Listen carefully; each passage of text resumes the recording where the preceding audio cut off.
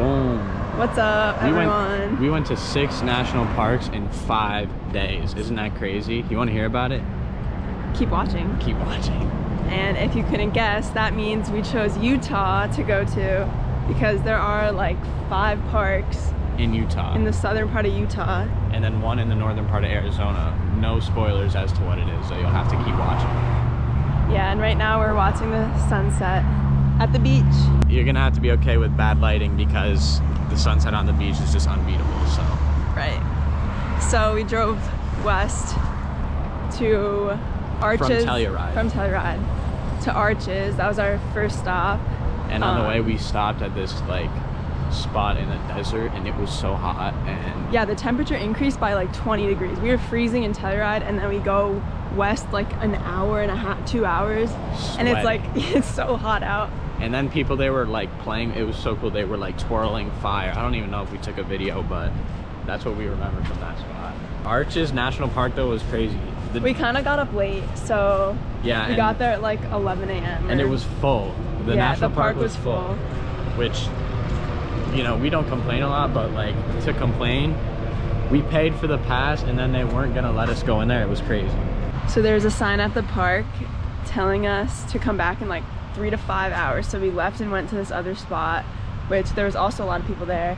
Went on this little walk and hammocked in the spot because we didn't feel like walking because it was so hot that we just wanted to like chill.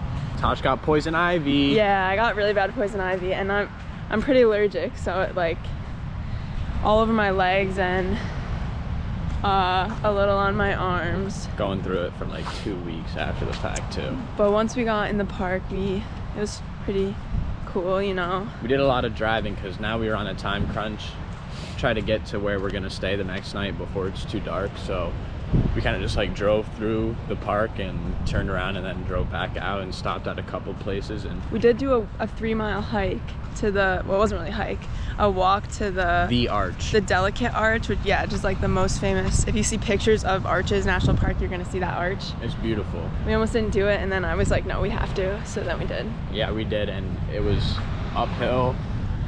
I mean, the hike said it was difficult, and we were like, 3 miles, like whatever, and it wasn't like too difficult, but it really wasn't that bad. We had to go fast, and we were sweating at the top, but the views were well worth it for sure.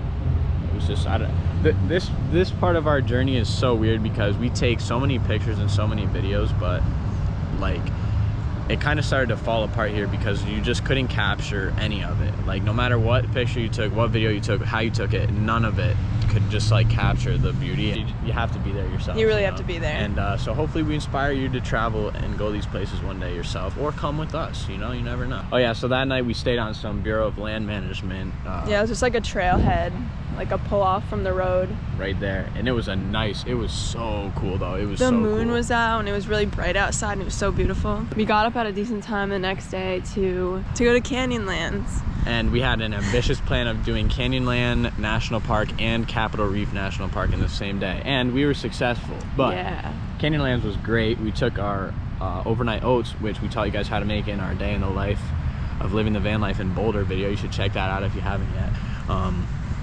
Over the ledge of the Canyonlands, and it was just insane looking down into what looks like the Canyonlands is the only way to describe it. I don't even know. It's like so far that, at least for me, like my eyes couldn't judge how far it was. Like my depth perception was so off. I was like, is that fake. Even real? Yeah, like it looks very fake, like it's a Roadrunner scene. Kind of hung around there and same deal, just drove through and drove back and got out to see some cool spots and booked it to Capitol Reef, which was like what, 2 hours away from there. Yeah, that was cool, but we really did not spend a lot of time there. We only drove through it basically, and we got out and did a little walk there too though. A little walk, yeah. Like 5-minute walk. But they said that at peak season, like during the summertime up until October, they have like orchards and you can like pick the fruit off the like plants, the trees, and eat it. So we'll have to be back. Yeah, we missed the peak season, so we didn't get to do that, but I definitely want to go back there so I can eat some fruit.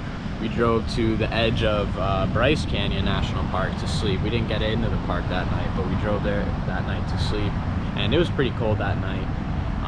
We found a good spot again off the road. There were some awesome trees, spot. so it was private. I did a little yoga session that night to warm up. Yeah. It kind of worked. Yeah, we had to just cuddle up in our sleeping bags. I hope that the audio is. It shouldn't be, but Bryce Canyon. Oh yeah, the next day there was a movie. We were so cold in the morning, and so we went into the visitor center, and it was like movie showing right now, 30 minutes, and it was heated, and so we were like, we watched the movie. But it was really cute, and it told us all about animals and seasons, spring, summer, fall, winter, and makes you want to go in all seasons. And the hoodoos, the hoodingle-doos. And there was just like loads of unprotected merchandise in the movie room, and we were the only ones in there. So, and I can't believe they just trust people. What did you learn about the hoodoos? That they're called hoodoos, and that they just stick literally, right up in the air. This place is cool. Yeah, Bryce Canyon was actually really cool. The colors of like the rocks, and we did another little hike before we ate breakfast, and I feared for Jack's safety. Pro tip: don't hike in the heat before you eat breakfast. Well, even when you know it's going to be bad for you, and you think that it's going to be okay, you're going to be hungry.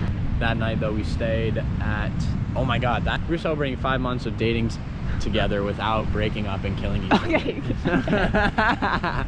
So we got Panda Express. But we stayed like 15 minutes from Zion National Park. On the next day we get into Zion, and it was the first park that really felt like Disney World, like for real, because you had no choice but to go on their buses. Like you couldn't take your car on certain like paths and roads to see Zion. So we went on this bus, waited in line for it, and we thought we got there mad early, but we got there at like 9 a.m. Yeah, I think we're lucky to get a parking spot. And it opened at like 7 a.m. so mad people were already there.